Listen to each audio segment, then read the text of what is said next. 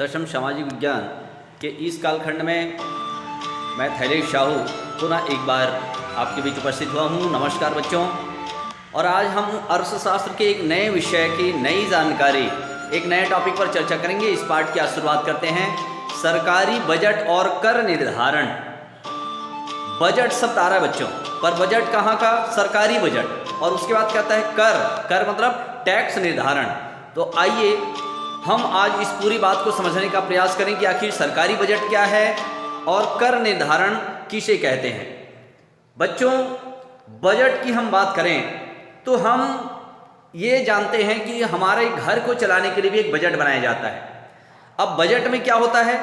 Budget मतलब आय व्यय का लेखा जोखा, उसे ही हम बजट कहते हैं। जैसे हमारे घर का मुखिया होता है, वो महीने में अगर 20,000 कमाता है तो उस 20,000 का उसको क्या क्या खर्च करना है। घर का किराए में कितना पैसा देना है, बिजली बिल कितना देना है, किराना सामान कितने का उसको देना पड़ेगा, फिर साग सब्जी खरीदना है, फिर बच्चों की पढ़ाई का फीस है, पुस्तक कापी है, गाड़ी मोटर जब चलाते हैं तो पेट्रोल डीजल लगता है। मतलब ये पूरे महीने भर का उसका क्या है? व्यय, ये खर्च है। फिर आय क्या हो रहा है? 20,000 रुपये हो रहा है, तो आय इतना हुआ और मेरे महीने में इतना खर्च हो रहा है, और उसी पैसे से, उसी आय से वह पूरी घर की व्यवस्था को मैनेज करता है। ये बच्चों हमारी घर का बजट है। पर हम आज यहां पर बात करने जा रहे हैं कहां की बजट? सरकारी बजट। हेडिंग ये है, सरकारी बजट और कर निर्धारण। तो सरकार हमारे सुख सुविधाओं के लिए पानी, बिजली, सड़क, ये सभी व्यवस्था है ना, स्कूल, हॉस्पिटल, ये सब क्या है? रेलवे स्टेशन, बस स्टैंड, ये सब सार्वजनिक सुविधाएं हैं बच्चों। मगर ये सार्वजनिक सुविधा सरकार हमें प्रदान करती है आम लोगों के लिए, पर उसके पास इतने पैसे आती कहां से है? पैसे कहां से वसूलती है सरकार के पास? ये पैसे कहां से आया और किन किन मदों में खर्च किया गया, मतलब उसका आय क्या है और व्यय क्या होगा, यही बजट कहलाता है। तो आज हम इस पूरे पाठ में समझने का प्रयास करें कि आखिर सरकारी बजट में सरकार की भूमिका क्या होती है। बच्चों, आधुनिक समाज में सरकार कई महत्वपूर्ण कार्यों के प्रति उत्तरदायी है। इनमें बाहरी खतरों से देश की सुरक्षा करना, पुलिस के माध्यम से आंतरिक कानून व्यवस्था को बनाए रखना, इसके अलावा सरकार का एक बड़ा दायित्व नागरिकों को कई तरह की सार्वजनिक सुविधाएं उपलब्ध कराना भी है। सार्वजनिक सुविधा की एक बड़ी विशेषता यह है कि इसे एक बार उपलब्ध कराने के बाद इसका उपयोग सभी लोगों द्वारा किया जा सकता है बच्चों। जैसे हम उदाहरण के लिए देखते हैं, अगर बिजली की आपूर्ति की जाती है तो क्या ये सिर्फ सरकारी ऑफिस के लिए है क्या, या व्यक्तिगत किसी के लिए है क्या? नहीं, यह उस क्षेत्र के अनेक लोगों के लिए उपयोगी होगी। किसान अपने पंप सेट चला सकता है, कारखानों को चला सकते हैं, कार्यालयों में उपयोग करते हैं, दुकानों और घरों में इस बिजली का उपयोग किया जा सकता है। सरकार के द्वारा यह प्रयास किया जाता है कि देश के कोई भी नागरिक सार्वजनिक सुविधाओं से वंचित ना रहे। कहने का मतलब जो बिजली है वह सार्वजनिक सुविधाओं के लिए, सबके लिए प्रदान किया जाता है। सरकार के द्वारा यह प्रयास किया जाना चाहिए कि ऐसी सुविधाएं सभी के लिए उपयुक्त हो सके और सबको प्राप्त हो।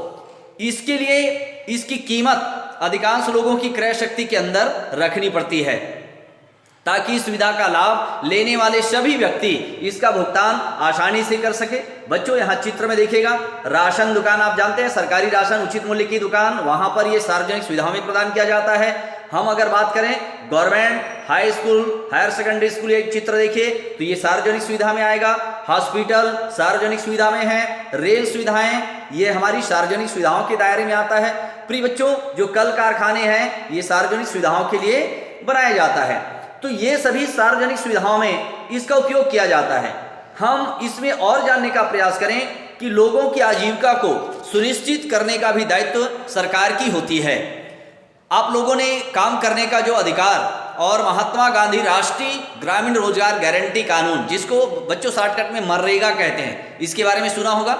इस कानून के तहत सरकार की यह जिम्मेदारी तय की गई है कि वह ग्रामीण इलाकों में प्रत्येक परिवार को साल में कम से कम 10 दिन का कार्य सरकारी मांग पर उपलब्ध कराएगी।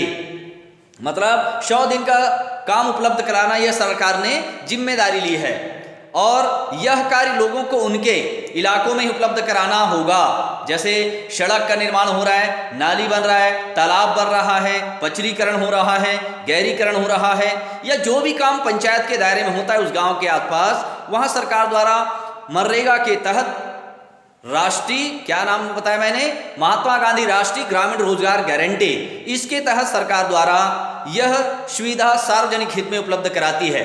फिर यहाँ पर देखते हैं कि पूंजीगत खर्च और मजदूरी का भुगतान सरकार ही करेगी। स्थानीय स्तर पर रोजगार उपलब्ध करवाकर मनरेगा के तहत सामाजिक उपयोग के कई कार्यों, जैसे यहाँ पर चेक डैम बनाना, वाटर हार्वेस्टिंग का काम, संरचनाएं, सड़कें, तालाबों आदि का निर्माण, यह सार्वजनिक सुविधाओं के लिए प्रदान किया जाता है बच्चों।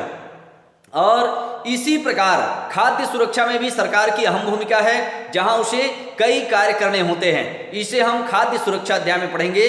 तो हमने यहाँ पर जानने का प्रयास किया कि भारत सरकार ने अतीत में भी हैवी इंजीनियरिंग, विद्युत उत्पादन, इस्पात उत्पादन, पेट्रोलियम पदार्थों की खुदाई और उसका परिष्करण, जिसको रिफाइनिंग कहते हैं, जैसे भारी उद्योग स्थापित करने में महत्वपूर्ण भूमिका निभाई है। इसके बिना औद्योगिकरण बहुत ही कठिन होता है। ग्रामीण इलाकों में सिंचाई परियोजनाओं और कृषि विस्तार कार्यों पर सरकार द्वारा किया जाने वाला खर्च भी कृषि उत्पाद में वृद्धि के लिए काफी महत्वपूर्ण होता है। बच्चों, ये जितने भी काम किसके लिए हो रहा है?